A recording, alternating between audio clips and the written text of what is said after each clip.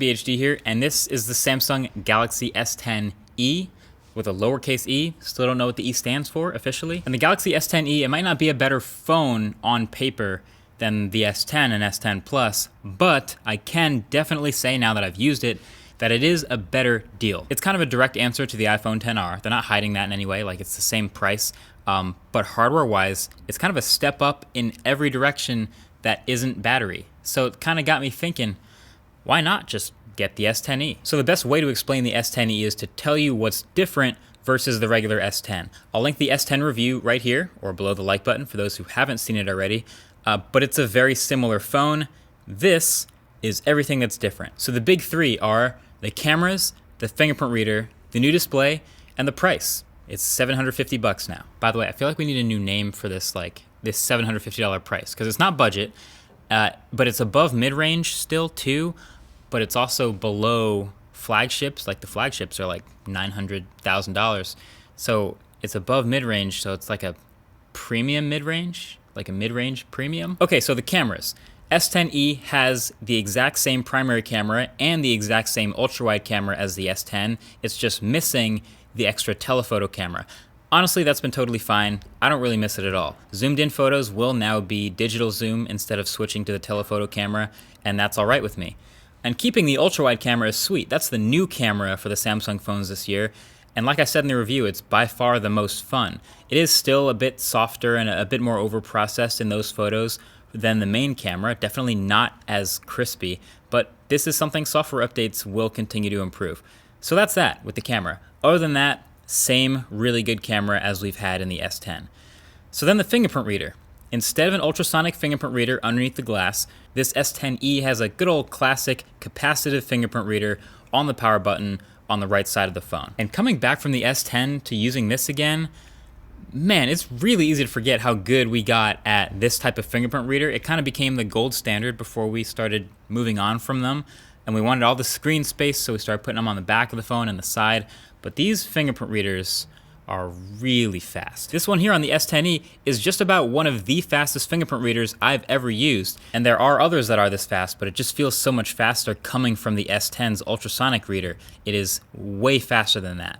Now for placement, it is in the power button on the top right-hand side, but the power button is still also kind of high up on the side of this phone. Now, since the phone is smaller, it's not as big of a deal, and with bigger hands, it's even less of a big deal, but just a little bit lower of a button, that would have been perfect. So the reader is basically in a natural resting position for righties or for people who hold the phone in their right hand. And then on top of that, there's even a gesture in the settings that you can turn on where you can now swipe down to pull down the notification shade. So the fingerprint reader becomes a sort of a gesture pad. And it's super responsive, maybe even too sensitive. You can sort of do it by accident a bunch if you're not careful. But once you get used to it, it's super useful to not have to reach up to the top of the phone every single time. So basically you pick up the phone and you just sort of hold it in a natural resting position. It instantly unlocks, and then you have access to the notifications just like that. I mean, it's not as technologically cool as the underglass ultrasonic fingerprint reader, but you could argue it's actually better than what you get on the S10, and some already have. So that brings us to the last but not least important difference, the display. So the S10e has the smallest display in the new lineup. It's a 5.8-inch screen. It's still weird to call a 5.8-inch display small, but it's true. And it's still dynamic AMOLED, still a sharp, high resolution. It's 2280 by 1080. Still has a hole punch cutout in the top corner that makes for amazing wallpapers, of course, and still super bright and color accurate, as you'd expect from a Samsung panel. The difference is it's flat. So it's a flat screen now instead of bleeding over the edges. So with that, you end up with slightly thicker, more noticeable side bezels, but like barely. And it's all relative still. Look at it next to an iPhone XS. Remember, Apple had all that talk about curving the OLED display to get the chin thinner and to get the edges all really close. S10e has the same size side bezels, and the chin maybe 2 or 3 millimeters taller. So that's the aesthetic difference. Also, one thing I noticed is the S10e doesn't let you choose your display's screen resolution like the bigger S10 does, and I'm not actually sure why. I would guess it has something to do with the pentile display matrix they're using, but either way, it's kind of set and forget out the box anyway, and it looks great. So assuming you don't hate the hole punch, this is still a fantastic display. Other little things, 6 gigs of RAM in the base model instead of 8.